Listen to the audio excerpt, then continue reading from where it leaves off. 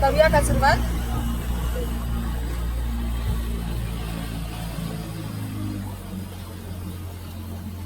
नमस्कार, मी श्रुती तोडणकर.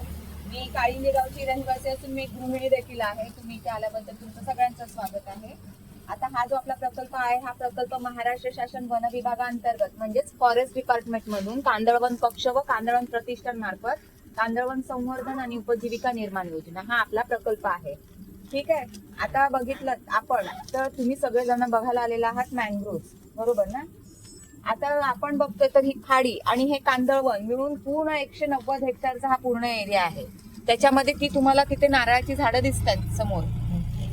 ते 30 एकरचं बेट आहे, खासगी बेट आहे. त्याच्यामध्ये नारळ, आंबा, काजू, फणस, चिकोशी विविध प्रकारची झाडं त्या बेटावरती बघायला भेटतात. पण एक सांगण्याचा उद्देश हाच की आता मी तुम्हाला म्हटलं की हे खारं पाणी आणि हे कांदळवन मिळून 190 हेक्टरचा पूर्ण एरिया आहे. म्हणजे आता हे जे बेट आहे ते बेटाच्या चारही बाजूने हे खारं पाणी आहे आणि मध्ये गोड्या पाण्याच्या 11 विहिरी त्या बेटावरती आहे. पूर्वी लोक त्या बेटावरती राहायचे, शेती वगैरे करायचे. आता काही कोणी शेती करत नाही, राहत सुद्धा नाही. ठीक आहे. आता तुम्ही जे जाणून घेण्यासाठी आलेला आहात ते जाणून घेऊया. तुम्ही सगळेजण जाणून घेण्यासाठी आलेले आहात मँग्रोव्ह. तुम्हाला सगळ्यांना मँग्रोव्ह माहिती आहे. कांदळवन कोणाला माहितीये का हो? मँग्रोव्हला मराठीमध्ये आपण कांदळवन म्हणतो, शिवाय आपण त्यांना खारफुटी पण म्हणतो. तर आता खारफुटी म्हणजे काय, तर जी खाऱ्या पाण्यात रुजते, जगते, वाढते तिला आपण खारफुटी म्हणतो. म्हणजे ही जी सगळी चारी बाजूनी जी झाडं दिसतात ती सगळी खारफुटीची झाडं आहेत, म्हणजेच कांदळवन आहे. आपल्याकडे 13 टाईपच्या स्पीशीज आढळतात. पूर्ण महाराष्ट्रामध्ये 18 टाईपच्या स्पीशीज आढळतात. त्यातली ही पहिली आपण बघतोय लांब पानांची, एकदम मधोमध आहे बघा, उंचावरती दिसते ती. तिला सोनेरीच्या अपेटाला म्हणतात आणि मराठीमध्ये आपण तिला सोनचिपी म्हणतो. ठीक आहे.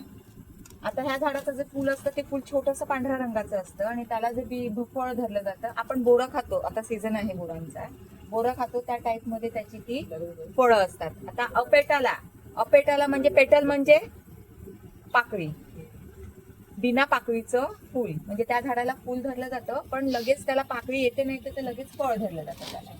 ठीक आहे.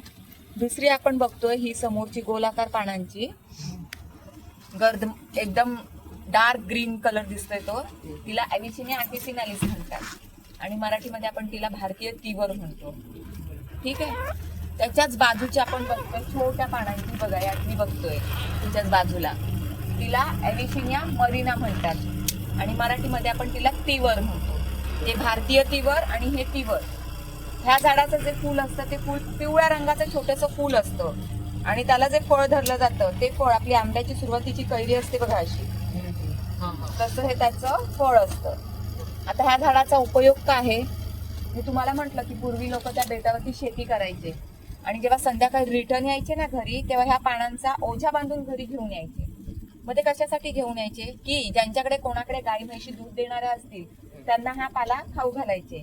मग त्याने काय व्हायचं, जिथे 1 लिटर गाई म्हैस दूध देणारी असेल तिथे 1.5-2 लिटर एकदम सहज दूध द्यायची. इतकं पौष्टिकता त्या पाल्यामध्ये आहे. ऐकायला येतं तुम्हाला? इतकं पौष्टिकता त्या पाल्यामध्ये असते. पण आता आपण ह्यांना तोडून मोडून देत नाहीत, कारण की आपला महाराष्ट्र शासनाचा प्रकल्पच काय आहे, कांदळवन संवर्धन आणि उपजीविका निर्माण योजना. प्रोटेक्ट करायचं, कन्झर्व करायचं त्यांना, बरोबर. चौथी स्पीशीज ही बघतोय आपण, हिला सोनेरेशिया अल्बा म्हणतात आणि मराठीमध्ये आपण तिला पांढरी चिपी म्हणतो. तर पांढरी चिपी का म्हणतात, तर तिचं फूल बघा असं आपलं पांढऱ्या रंगाचं असतं, दिसायला खूप सुंदर आणि आकर्षित असतं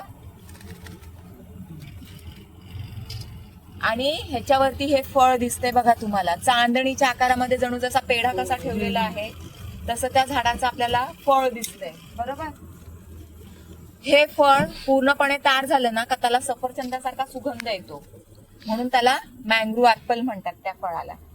हे फळ आपण खाऊ शकतो. ह्या फळाचं आपण लोणचं देखील करतो. ह्या झाडाला महाराष्ट्र शासनाने महाराष्ट्र राज्य कांदळवन वृक्ष म्हणजे स्टेट मँग्रोव्ह ऑफ ट्री म्हणून डिक्लेअर केलेलं आहे. ठीक आहे. आता मी तुम्हाला 4 टाईपच्या स्पीशीज दाखवल्या, सोनेरेशिया अल्बा, पांढरी चिपी, सोनेरेशिया अपेटाला सोनचिपी, ॲव्हिसिनिया मरिना तीवर आणि ॲव्हिसिनिया ॲपिसिनालिस भारतीय तीवर. ह्या ज्या 4 टाईपच्या ज्या स्पीशीज आहेत हे तुम्हाला वरती बघा टोकं आलेली दिसत आहेत जमिनीवरती. पुढे बघूया बघा, इथे दिसत आहेत,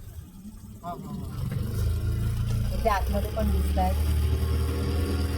इथे पण दिसत आहेत बघा. पुढे आपल्याला बरेच बघायला भेटतील. पाणी आता ओटीला लागलेलं आहे. हे बघा इकडे बघा दिसत आहेत टोक वरती आलेली दिसत आहेत बघा. कोणीतरी मगाशी विचारलं. अच्छा ओके हा ते काय असू शकतं बरं काही अंदाजा? झाडांची रूट असतील ते. मग ते जमिनीच्या विरुद्ध दिशेने का आहेत? आता ते विरुद्ध म्हणजे अपोजिटच दिसतात ना. आता आपण सर्वसाधारण जी झाडं बघतो त्यांची मुळं खाली खोलवर जमिनीमध्ये पसरलेली असतात, जेणेकरून मुळांचं काम काय असतं? पाणी शोषून घेऊन वरती झाडांना पोहोचवण्याचं काम मुळं करत असतात. मग आता ही मुळं तर 6-7 तासाच्या फरकाने पाण्याच्या बाहेर असतात, बरोबर? मग ह्या मुळांचं काम काय असतं? तर ह्या मुळांचं काम सनलाईट, बरोबर? तर ह्या मुळांचं काम असं असतं की मी आता तुम्हाला सुरुवातीला म्हटलं की जी खाऱ्या पाण्यात रुजतात, जगतात, वाढतात त्यांना आपण खारफुटी म्हणतो. खारं पाणी झाडांच्या वाढीला उपयोगी आहे का हो? तरी पण ही झाडं वाढलेली दिसत आहेत ना आपल्याला. मग ह्या मुळांमध्ये पाणी फिल्टर करण्याची एक सिस्टीम असते, जेणेकरून आपण कसं ॲक्वागार्डचं पाणी फिल्टर केलेलं पण पाणी पितो, तसं ह्या मुळांमध्ये पाणी फिल्टर करण्याची सिस्टीम असते, जेणेकरून शोषून घेताना हे खारच पाणी शोषून घेतात, मुळांद्वारे पाणी फिल्टर करतात आणि मग गोड पाणीवरती झाडांना ट्रान्सफर करतात. पुढची फेरी मला वाटत नाही इथे येईल. मुळांद्वारे पाणी फिल्टर करतात आणि मग गोड पाणीवरती झाडांना ट्रान्सफर करत असतात. म्हणजेच खाऱ्या पाण्यात राहूनही गोड्या पाण्यावर जगणाऱ्या ह्या सगळ्या वनस्पती आपल्याला दिसत आहेत. ही जी मुळं आहेत ह्या मुळांना आपण नेमॅटोफोर्स म्हणतो, म्हणजेच ब्रीदिंग रूट्स, मराठीमध्ये आपण श्वसन म्हणतो. ठीक आहे. आता ही वाली स्पीशीज बघूया. हिला रायझोफोरा म्युक्रिनेटा म्हणतात. एक लक्षात घ्या, ह्यांचे जे बॉटनिकल नेम असतात ना ते बरेच मोठे मोठे असतात, पण त्यांची जी मराठी नावं असतात ना ती मराठी नावं झाडाच्या पानावरून, फुलावरून किंवा फळावरून दिली गेलेली असतात. आता ह्याला रायझोफोरा म्युक्रिनेटा म्हणतात. मराठीमध्ये आपण तिला पिवळा कांदळ बोलतो. तर पिवळा कांदळ का बोलतो तर बघा पानांची शीर बघा साधारण पिवळी पिवळी दिसते, म्हणजे ते पान पण आपल्याला साधारण पिवळ्या कलरचं दिसतंय, बरोबर? आता ह्या झाडाचं जे फूल असतं ते फूल छोटस पांढऱ्या रंगाचं असते बघा, कळ्या झालेल्या दिसतात तिथं.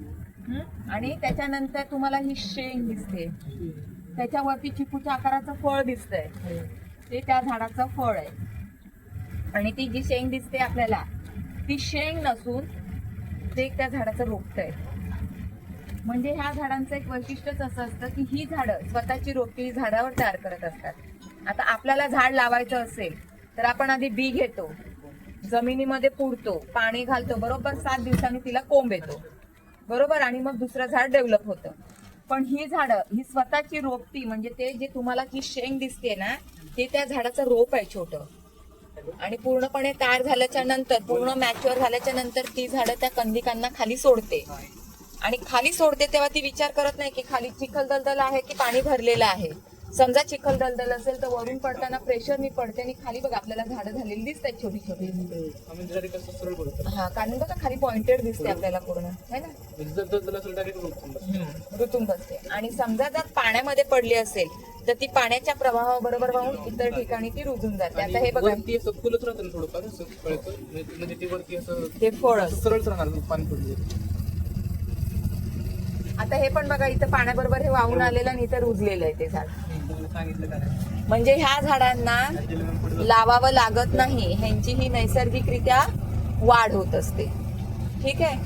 आता आपण त्या स्टिक दिसत आहेत त्या झाडाच्या बघा वरून खाली जमिनीचा आधार घेण्यासाठी आलेले दिसत आहेत, ही त्या झाडाची मुळं आहेत.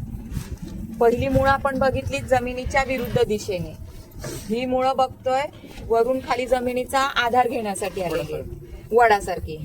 तर त्या मुळांना आपण स्टील रूट्स म्हणतो आणि मराठीमध्ये आपण त्यांना आधार मुळं म्हणतो. हे झाड रायझोफोरा म्युक्रिनेटा हे झाड एक इंडिकेटर आहे, सूचक आहे. तर कसलं इंडिकेटर आहे तर बघा जिथपर्यंत आपल्याला त्या झाडाची मुळं दिसत आहेत तिथपर्यंत हे भरतीचं पाणी भरलं जातं, हे इंडिकेट करत असतं आपल्याला. आणि जर त्या झाडाची पानं जर आपण बघितली तर पानं बघा आकाशाच्या वरती दिशेने वाढलेली दिसत आहेत आपल्याला. एखाद्याला फुलपुष्पगुच्छ किंवा कमळाचं फूल त्या टाईप मध्ये दिसत आहेत बघा, है ना? तर त्याचं कारण हे आहे की समजा एखाद वेळेला वाढलं असेल, लेवल वाढली असेल आणि हे पाणी त्या झाडांच्या पानांच्या वरती गेलं असेल तर ती झाडं ती पानं काही दिवसांनी गाळून काढतात आणि त्याची नवीन नवीन लेवल ते वरती तयार करत जातं. बरोबर. मुळांची सिस्टीम पण वेगवेगळी आहे. पहिली मुळं नुमॅटोफोर्स ब्रीदिंग रूट्स, दुसरी मुळं स्टील रूट्स आधार मुळं, तिसरी मुळं ही बघा ही आपल्याला दिसतात नी सेट मध्ये गुडघ्यात वाकल्यासारखी दिसतात. समोरच बघा मोठं वालं दिसतंय, एकदम असं दिसतंय बघा टोपीसारखं. लागेल लागेल. मोबाईल सांभाळा तुमचे, ठीक आहे. ह्या 4 टाईपच्या स्पीशीज आपण बघितल्या. तर पुढच्या 4 टाईपच्या बघत होतो आपण. रायझोफोरा म्युक्रोनटा एक झाला पिवळा कांदळ, त्यातलीच ही दुसरी स्पीशीज दिसते बघा हिला ब्रुगेरा जिम्नोरायझा म्हणतात आणि मराठीमध्ये आपण हिला मोठा झुंबर म्हणतो.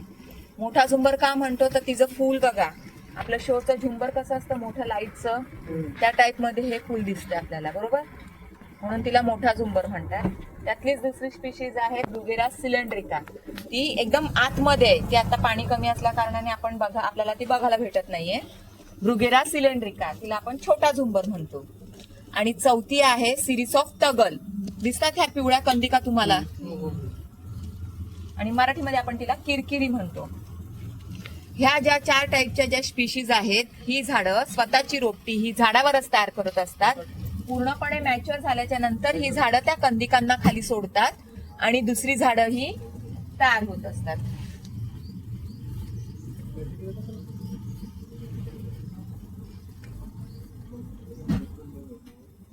ही बघा इथे आपल्याला झाडं दिसतात झालेली छोटी छोटी.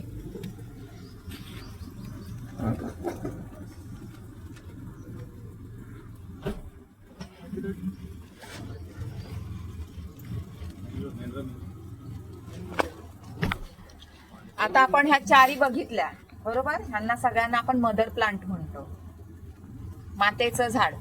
आता चौथी आहे हीच ना, फुलं दिसत नाही तो त्याच्यावर आहेत. तुम्हाला दिसतायत का? मला इथून नाही दिसत. दिसतायत ना. ही वाली स्पीशीज ही बघा, ही बघा ही पांढरी. हा पांढरी फुलं दिसतायत ना, त्याला एझिसिरिस कॉर्नेकुलेटम बोलतात. बाहेर आहे, बाहेर बघूया आपण. आहे ना. हा हा हा दिसली. तिला एझिसिरिस कॉर्नेकुलेटम बोलतात आणि मराठीमध्ये आपण तिला सुगंधी मिरची म्हणतो. सुगंधी मिरची का म्हणतो तर तिची जी फुलं दिसतात आपल्याला, त्या फुलांना सुगंध इतका छान असतो की त्याच्यावरती मधुमक्षिका पालन हा व्यवसाय केला जातो. आणि त्याची प्रोपॅगुल, आता आपण ह्या प्रोपॅगुल कशा सरळ बघितलात ना एकदम सीधा, तर त्याची प्रोपॅगुल ही मिरची सारखी असते.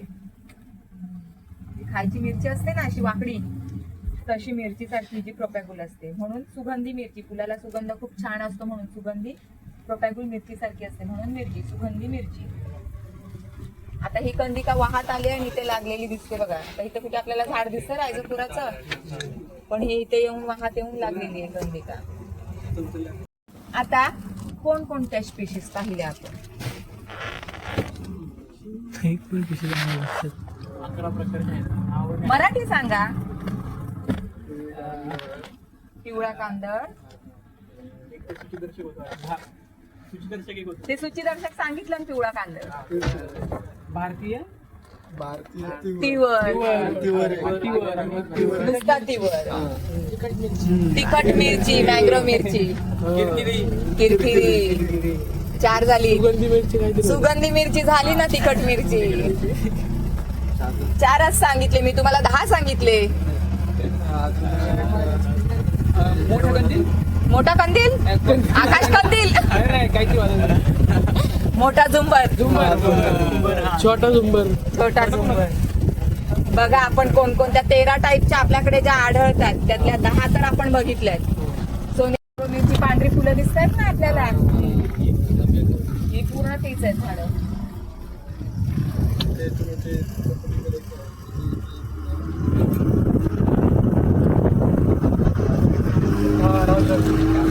सोनेरेशा अल्बा, पांढरी चिपी, सोनेरेशा अपेटाला, सोनचिपी, ॲव्हिसिनिया मरिना, टिवर, ॲव्हिसिनिया ॲफिसिनालिस, भारतीय टिवर, रायझोफोरा म्युक्रोनटा, पिवळा कांदळ, सिरीज ऑफ तगल, किरकिरी, ब्रुगेरा झिम्नोरायझा मोठा झुंबर, ब्रुगेरा सिलेंड्रिका छोटा झुंबर, एझिसिरिस कॉर्नेकुलेटम सुगंधी मिरची आणि अकॅन्थिस ॲलिसी फोलियस काटेरी मराठी. कॉमन किंगफिशर होता ते. बघा आपण सुरुवातीपासून बघितलं की किती आपल्याला एकदम घनदाट दिसलं ना आतमध्ये. हा माशांचा ब्रीडिंग ग्राउंड आहे, म्हणजे प्रजननाचा काळ आहे, म्हणजे ठिकाण आहे त्यांचं ते. म्हणजे जेव्हा मासे अंडी देते ना तेव्हा ह्याच्या आतमध्ये हाय टाईडच्या वेळेला ह्याच्या आतमध्ये समुद्रातले मासे खाडीतले मासे जाऊन अंडी देतात. म्हणजे आतमध्ये छोटे छोटे पॉन्ड पण असतात की जेणेकरून तिने जी दिलेली अंडी आहे ती आतमध्ये पूर्णपणे सेफ राहू शकते. आपण कसं आपल्या घरात राहतो आणि आपण पूर्णपणे सेफ असतो, तसं छोटे छोटे सूक्ष्मजीव, खेकडी, कोलंबी, मासे, माशांची अंडी त्यांचं हे सुरक्षित एक आश्रयस्थान आहे, छोटं घर आहे, छोटी नर्सरी आहे, जेणेकरून त्यांची पूर्ण वाढ ही कांदळवनावरती होऊन जाते. बरोबर. मग एकदा माशाने अंडी दिली का ती समुद्राची मच्छी समुद्रात आहे, खाडीची मच्छी खाडीला जाते. मग त्या अंड्यांचं काय होणार? बरोबर ना. आपण आपल्या बाळाला एकदा जन्म दिला, तुमचा आत्ता पण आयांचा फोन असेल, बाळा जेवलास का, काय खाल्लंस का, बरोबर ना. तिकडे बसून पण त्या माऊलीला तिथे तुमची आठवण येते. बरोबर ना. मग एकदा का त्या माशाने अंडी दिली का ती निघून जाते, मध्येच मछवारा भेटला की जाळं टाकून तिला पण घेऊन गेला. मग त्या अंड्यांचं काय होणार? मग त्या अंड्यांची वाढ, संगोपन, सगळी काळजी ही कांदळवनावरती होऊन जाते. म्हणजे थोडक्यात सांगण्याचा उद्देश हाच की 70 ते 80% मासेमारी ही कांदळवनावरती डिपेंड असते. जिथे जिथे जास्त कांदळवन तिथे तुम्हाला सी फूड जास्त भेटणार खायला. खेकडी, कोलंबी, मासे हे प्रकार तुम्हाला जास्त भेटणार खायला. आणि एकदा का अंड्यांमधून छोटे छोटे मासे आले की ते किनाऱ्यालगत समूहाने ते आपल्याला किनाऱ्यालगत ते खेळताना दिसतात. आणि एकदा का ते मासे मोठे झाले की समुद्राचे समुद्र जातात, खाडीचे खाडीला जातात. मग हे मासे खाण्यासाठी हे पक्षी सगळे आपल्याला विविध जवळजवळ 15-20 प्रकारचे वेटलँडचे जे बर्ड्स आहेत ते आपल्याला बघायला भेटतात. आता आपण हे पाणी कुठे समुद्राला मिळतं? समुद्र कसं म्हणजे आपलं हरिहरेश्वरच मिळतं का? हरेश्वर, श्रीवर्धन तो मिळून एक मोठा समुद्र आहे. अच्छा. तर आता आपण ह्या समुद्राचं पाणी तर बघितलं, भरती मोठी सतत चालू असते. तुम्हाला त्सुनामी पण माहिती असेल. त्सुनामीच्या एकदम प्रेशरने वाहत येणाऱ्या ज्या लाटा असतात त्यांचं स्पीड कमी करण्याचं काम हे कांदळवन करत असतं. शिवाय जे सायक्लोनचं जे वारं येतं त्याचं पण स्पीड कमी करण्याचं काम हे कांदळवन करत असतं. म्हणजे 26 डिसेंबर 2004 रोजी जी त्सुनामी झाली होती त्याच्यामध्ये जवळजवळ 14 देशांना त्याचा मोठ्या प्रमाणात फटका भेटलेला. आता जर आपण विचार केला, जर आपल्या गावाला हे कांदळवन नसतं तर समुद्र पण जवळ आहे आपल्याला आणि गाव पण जवळ आहे. समुद्र भाई जरा घ्या, समुद्राच्या तिकडे घेऊन चला. म्हणजे समुद्रातनं जो वाहत येणारा पाणी आलं असतं आपल्या गावामध्ये शिरून सगळं मानवी जीवन उद्ध्वस्त केलं असतं. पण दोन्ही बाजूने कांदळवन असल्या कारणाने ते गावामध्ये शिरणारं पाणी होतं ते गावामध्ये न शिरता आपल्या बॉर्डरपर्यंतच थांबवलं गेलं. म्हणून आपल्या गावाला सुरक्षितता आहे, जेणेकरून येणाऱ्या त्सुनामीपासून, येणाऱ्या सायक्लोनपासून आपल्या गावाचा पूर्णपणे बचाव करतो. म्हणजे तुम्हाला सगळ्यांना ती 26 डिसेंबर 2004 ची त्सुनामी माहिती असेल, आपल्याला सगळ्यांना माहिती. ते सगळं जमीनदोस्त झालं. तेव्हा शासनाने हे केलं की कांदळवन असल्यामुळे आपल्याला तो फटका कमी पडतोय. तेव्हा मग मँगोसेल हे 2012ला वेगळं डिपार्टमेंट तयार केलं आणि हा मँगोसेलचा आपल्याला हा 2017ला प्रकल्प दिला शासनाने.